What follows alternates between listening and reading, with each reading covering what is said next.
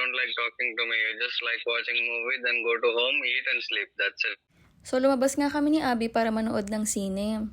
Bagong release daw kasi yung June Part 2. Kaya talagang sinadya naming manood sa sinehan. At ayan ang ate girl nyo ngayon, for the commute muna tayo. Mabuti na lang dito sa Robinsons Mall Antipolo meron ng 8pm slot. Kasi 5:30 daw yung kay Abby.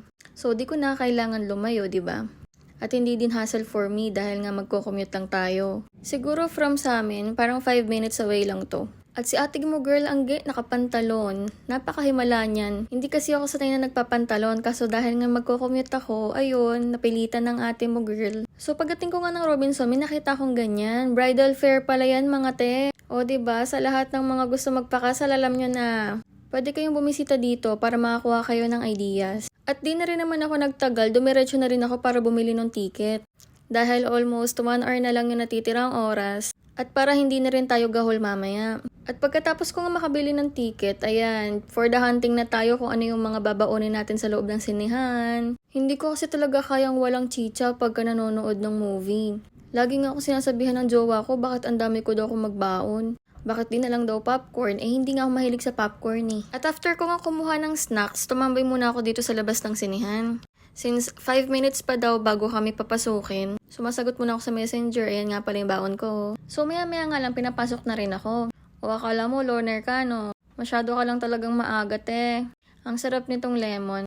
So far, okay naman dito. Hindi nga lang katulad dong sa SM Marikina na may reclining chair. So habang waiting nga ako, puro commercial ang pinapalabas, itong si Abby, inaantay ko rin makapasok sa sinehan. Pinapakita nga pala niya sa akin yung mga menu, kung ano yung pwede niyang orderin.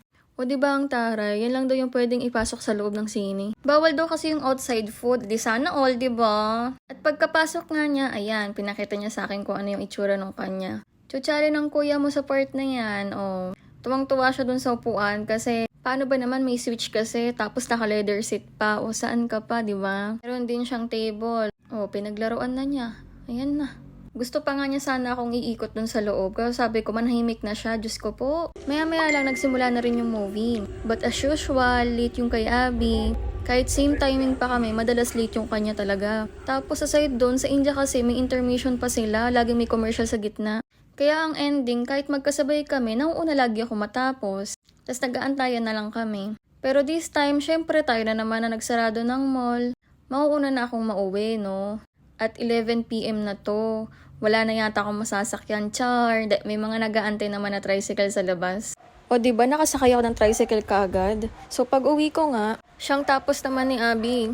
Kaya tinanong ko siya kung kamusta yung movie. Nagustuhan naman daw niya. Kasi si Hans Zimmer daw yung kumanta. Di ko naman kilala yun. Kaso nung pauwi na siya, parang gusto pa niyang manood. Kaso ako, inaantok na ako. Kaya ayan, tinoyo na siya. Tingnan niyo ang susunod na mga pangyayari. Gusto ko lang naman matulog, te. You sleep na, it's alright. You don't like talking to me. You just like watching movie, then go to home, eat and sleep. That's it. That's it. That's all you like. Sige, I understand. You don't love me anymore. Why are you having this kind of question, ba? You don't love me or what? Did you count from morning till now how many times I have told you Mahal Naman Krishna or I love you pa? Even in chat how many times I have told you? Did you even count? And you love me ba? You sleep na, you sleep, that's better for your health. You still love me pa? Do you love me pa? Do you? Love me? Yeah, I do love you. Salamat po. Salamat din po. I didn't know. Wow, you I didn't know, but now I know. Congratulations, now you know. Tell me a story na.